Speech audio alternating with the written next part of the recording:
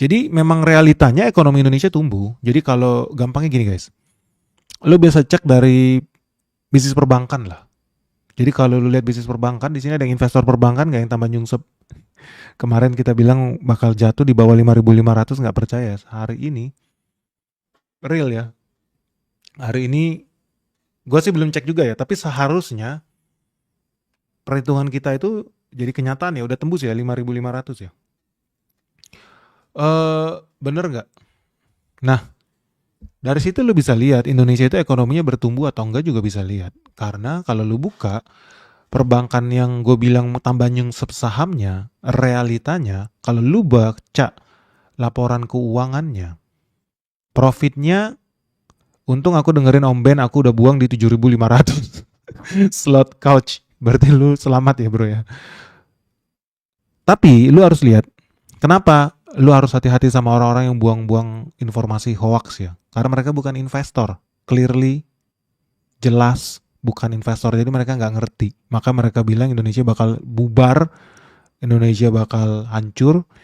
Tapi mereka nggak paham maksudnya dunia investasi. Makanya dia bilang, gue banyak di quote-quote sama orang yang nggak ngerti sekali tentang investasi.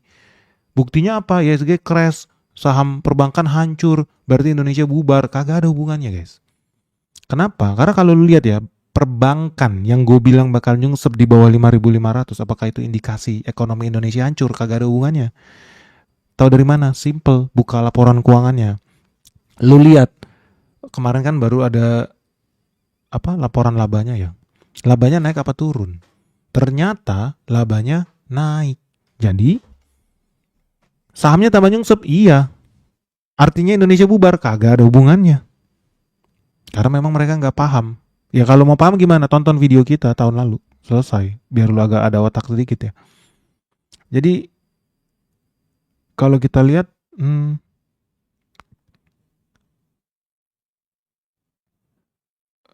saham yang tambah nyungsep itu, lu tau nggak? Tahun 2025, kuartal 1, profitnya itu 14,1 triliun. Tahun 2026, 14,6 triliun di kuartal yang sama. Artinya tambah nyungsep apa tambah naik tuh? Ya kalau orang bisa matematika berarti udah tahu lah ya, dari 14 triliun naik ke 14,6 triliun. Bro, itu naik 500 miliar lebih. Itu bukan tambah nyungsep, itu artinya tambah cuan. Jadi kalau dibilang Indonesia bubar apa segala macam gara-gara saham perbankan hancur, lu nggak ngerti, memang nggak ngerti. And that's okay. It's okay bro. Dapat affiliate nggak? Irohi 30. ISG udah bottom om, belum bro? Gila lo. Jangan buru-buru lah, masih dalam perjalanan. Kemarin gue ketemu sama beberapa orang yang menurut gue halu ya. Karena tahu nggak? Gue yakin banget minyak itu bentar lagi tembus $120. Oh masih nggak ngerti laba banknya naik tapi harga sahamnya terdiskon tuh kenapa? Aduh, janganlah ngulang-ngulang lagi. Itu udah gue bahas dari tahun lalu. Cek video lama kita deh. Di situ gue bilang harga sahamnya wajib nyungsep. Lu tau nggak wajib nyungsep berarti ya harus nyungsep. Jadi udah dari tahun lalu kita bahas. Nanti tes itu. Ingat ya kita itu di sini berbicara tentang masa depan. Kita nggak berbicara tentang hari ini. Kita bicara soal masa depan. Dan itu yang penting karena kita investor. So, tadi ada yang nanya setuju nggak dengan ekspor satu pintu? Udah cek belum video kita yang kemarin? Gue sangat setuju ekspor satu pintu, sangat-sangat setuju. Dan yang gue harap ya memang governance-nya itu diperbaikin, jadi dibikin bagus. Wajib dibikin bagus. Itu yang harus kita pelototin bareng-bareng. Tapi memang kita harus lakukan itu. Kenapa teman-teman kita harus dukung ekspor satu pintu? Simple, kita based on data aja. Negara yang berbasiskan sumber daya alam, dan kita salah satu kayak sumber daya alam, dan kita kebanyakan di pintu lautnya, kebocorannya itu di mana-mana guys. Kita nggak bisa tahu ada orang bawa keluar CPO pakai kapal selam. Lu mungkin nggak tahu, tapi orang di Jambi gue yakin tahu. Coba di sini ada orang Jambi nggak? Coba lu kasih komen. Bawa keluar pakai kapal selam jadi nggak kelihatan. Padahal di bawah ditarik sama tongkang. Belum lagi batu bara, belum lagi yang lain gitu. Belum lagi emas gitu. So memang karena pintu-pintu kita banyak, dermaga kita banyak, pantai kita luas ya mau nggak mau harus bikin lebih ketat lah. Dan kalau lu lihat negara lain lakukan yang sama nggak, yang kayak sumber daya alam? Woi, suka nggak suka, Saudi Aramco. Saudi Aramco perusahaan minyak terbesar di dunia yang ada di Arab Saudi, dia pun lakukan yang sama. Kayak kita udah pernah bikin videonya belum sih? Lupa gua. Narkosup Mr. Fury. Narkosup tapi isinya minyak sawit ya. Jadi kalau tahu ya, gue bingung ya, di video kita bahas nggak sih soal sejarahnya Aramco? Itu dulu perusahaannya punya Standard Oil ya. Masih ada hubungan sama Rockefeller. Jadi joinan sama Standard Oil California, Sokol, akhirnya joinan sama Arab, berubah jadi Arab American Oil Company, Aramco. Nah sekarang berubah lagi jadi Saudi Aramco. Kenapa? Karena kalau lu lihat ternyata ekspor minyak sumber daya alam yang keluar dari Arab Saudi itu satu pintu, bro. Gue nggak tahu di video itu gue bahas nggak? Mungkin nggak ya, kepanjangan soalnya nanti. Jadi satu pintu. Jadi lu nggak peduli duit lu sebanyak apa, lu mau Chevron kayak, lu Shell kayak, lu Exxon kayak, lu Halliburton sekalipun, lu Schlumberger sekalipun, lu mau ngebor, lu harus telepon Saudi Aramco. Lu mau jual minyak lu harus telepon Saudi Aramco. Lu mau bisnis minyak situ, lu harus telepon Saudi Aramco, bro. At the end udah deh duitnya ngalir ke sana. Jadi dan hampir 90% duit penghasilan Saudi Aramco. Jadi minyak itu mulai dari hulu hilirnya ada Saudi Aramco di situ. Hampir 90% duitnya yang masuk ke kas negara, guys. Karena Aramco ini ya jatuhnya di Indonesia kayak BUMN lah ya. Jadi lu bayangkan dia BUMN yang super powerful karena menjadi satu pintu. Jadi badan satu pintu buat ekspor minyak. Belum dibahas badan satu pintu ekspor di negara. Ada nggak negara lain yang lakukan itu? Banyak, guys. Cina lakukan itu. Even negara barat kayak Kanada pun lakukan itu. Suatu Norwegia juga lakukan itu. Jadi negara yang punya sumber daya alam dan mereka tahu kecolongan. Di video itu gue bahas Australia nggak? Australia dikadalin Singapura. Sama juga konteksnya. Orang ngebor, dia jual harga murah, dicatat di Australia harganya murah, katakan cuma 10 miliar dolar. Ternyata barangnya ke Singapura, dari Singapura diekspor lagi keluar. Selisihnya hampir 30%. Ada nggak ya di video itu ya? Lu harus nonton di video itu. Jadi yang jadi korban itu sebetulnya bukan cuma Indonesia. Korban terbesar Indonesia. Korban kedua terbesar Malaysia. Malaysia juga kena kadal, bro, sama Singapura. Ternyata bukan berhenti sampai di Malaysia ya. Australia juga kena kadal. Jadi jangan khawatir, guys, kita ini senasib penanggungan ternyata sama negara tetangga kita ya di Pasifik ini. Dan itu bukan cuman, dan kalau lu lihat video kita, itu contoh kita cuman berapa negara sih yang gue tulis? Negara-negara lucu lah kayak Kenya gitu kan.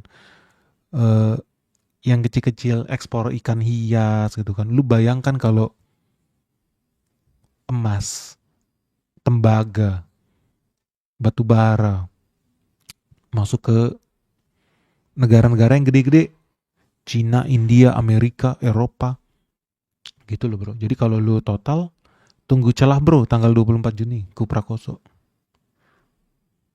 Iya ya. Singapura memang maling ya? Enggak, menurut gua cerdik. Kenapa cerdik? Ya dia tahu pajak di Indonesia kan mahal ya. Pajak di Indonesia 20%. Lu bayangin kita pajak 22%. Mereka kasih diskon pajak di Singapura tuh 17%. Jadi gapnya aja sekitar 5%. Ya logikanya ya, namanya pengusaha follow the money. Jadi dia pilih tempat yang paling efisien aja untuk menghasilkan cuan dia. Jadi dia akan lebih pilih ekspornya dari Singapura karena pajaknya lebih kecil. Sebetulnya ada beberapa negara yang bisa lakukan perlawanan. Menurut gue Indonesia bisa banget. Lu tau gak sih sebenarnya kita bisa loh ekspor satu pintu dari Indonesia tanpa perlu ada DSI. Maksudnya gimana? Kalau seandainya pajak ekspor kita, perusahaan spesialis ekspor, contoh ya, perusahaannya khusus nih, ekspor CPO, perusahaan batu bara, perusahaan yang spesialis ekspor lah, kerajinan lah, furniture lah, pajaknya cuma 15%. Gue yakin pindah mereka dari Singapura. Pajaknya cuma 15%. Perusahaan khusus ya, buat perusahaan yang ekspor, corporate tax-nya 15%. Ya, gue yakin mereka pindah ke sini. Benar-benar pindah ke sini. Karena ya jadi lebih tax efisien. Cuman ya jangan juga dipalakin gitu ya. Perizinannya dibikin sulit. Terus birokrasinya tebel. Tapi mereka pasti akan pindah ke tempat yang lebih efisien. Nah, teman-teman di sini kan mayoritas investor nih. Tentang ekspor satu pintu, biar dilihat nih sama yang lain nih. Ini bukan gua ngadi-ngadi ya. Ini kita pakai sudut pandang investor pastinya. Jujur aja, menurut kalian ekspor satu pintu itu menguntungkan investor saham nggak? Coba share dong di bawah. Bisa bikin voting nggak? Bikin dong voting. Menurut temen nih, jujur ya, jawabnya harus jujur nih. ISG kan tambah nyungsep nih. Tapi kan kita berbicara masa depan ya. Ekspor satu pintu menguntungkan investor atau merugikan investor? Kita pemegang saham nih. Ini channel investasi, bukan channel ngadi-ngadi profesor nggak jelas ya. Bukan kita mendukung pemerintah atau mendukung apa, nggak ada. Kita pakai logika guys. Jadi pakai logika aja. Kalau ekspor satu pintu, jadi ekspornya lewat Indonesia, menguntungkan kita atau tidak sebenarnya? Coba jujur aja. Ekspor satu pintu menguntungkan investor atau merugikan investor? Coba isi pollingnya guys. David, untung banget lah, cuan jadi tertulis full masuk ke perusahaan TBK kita. Tuh, masa masuk ke TBK Singapura, kan kesel banget gak sih lu? Kita investnya di sini lu, bayangin lu, kita beli invest di perusahaannya di sini. Tapi yang menikmati profitnya malah PT yang di Singapura. Aneh banget. Kalau lu ngerti itu guys, lu gak gampang diadu domba sama orang-orang di luar sana ya, yang pada nggak ngerti ya. Tapi wajar juga, mereka kan bukan investor. Tapi kalau lu investor, lu pasti paham lah. Om, pendapat Om, jika dolar IDR 25k atau bahkan 30k, masih adakah emiten yang diuntungkan? Ya banyak lah, banyak banget bro, banyak banget, sangat banyak sekali. Jadi kalau lihat video kita, gue juga nggak tahu udah muncul apa enggak. Salah satu contoh ya, lahir banyak konglomerat di Thailand tuh yang bisa memanfaatkan pelemahan mata uang baht itu. Ya salah satunya ternyata ketika terjadi krisis 97-98, GDP Thailand, ini kita ngomong real, GDP-nya Thailand tuh naik loh. Lu harus lihat itu. Kok bisa ya lagi krisis tapi GDP-nya naik? Dalam baht ya, dalam mata uang baht itu naik. Banyak konglomerat baru lahir di situ.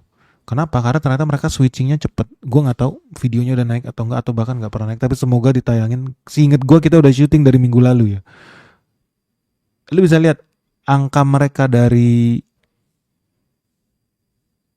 pariwisata itu tumbuh double digit. Jadi pengusaha di sana gerak cepet, dinas pariwisata di sana juga gerak cepet, sehingga mereka bisa dapat penghasilan 2 kali lipat lebih besar growth-nya dalam 1 tahun ketika crash dari sektor pariwisata. Akibatnya GDP mereka saat itu hampir 20% sumbangsinya dari sektor pariwisata. Ngeri nggak? Udah tayang ya? Gue sampai lelah menyadarkan orang goblok di luar sana yang ada dianggap buzzer pemerintah. Kupret banget ya. Kita nggak ada buzzer-buzzeran di sini guys. Kita murni berdasarkan data. Kenapa? Karena kita investor di sini. Jadi nggak bisa ngadi-ngadi. Ya kalau bagus menguntungkan kita bilang bagus. Kalau enggak ya enggak. Gimana ya? Contoh aja kayak Goto. Ya kalau bagus kita bilang bagus. Kalau ternyata kebijakan merugikan ya merugikan. Kalau 8% itu bikin bangkrut ya bikin bangkrut. Kenapa jadi dibilang bagus? Ya enggak lah. Apa adanya aja. Pilar Karya. Coba ya, nggak kebaca gue. Ekspor satu pintu menguntungkan investor. Ini coba agak digeser dong. Gue nggak bisa baca. Om gemas sekali dengar berita Om, rasanya pengen uninstall IG. Iya nggak apa-apa. Uninstall aja guys. Karena algoritma ya, namanya juga analitik algoritma. Jadi kalau lu banyak searching soal cabe misalkan, nanti yang muncul kan cabe terus. Lu banyak searching soal ternak bebek, nanti yang muncul ternak bebek terus. Lu searchingnya drama Cina, ya isinya drama Cina terus gitu loh. Jadi sampai jatuh nih kameramen kita, ya udahlah. Jadi kalau lu cari yang isinya Indonesia bubar, isinya Indonesia bubar terus bro. And that's okay. Itu part of the analytic. Grup WA orang tua paling kacau.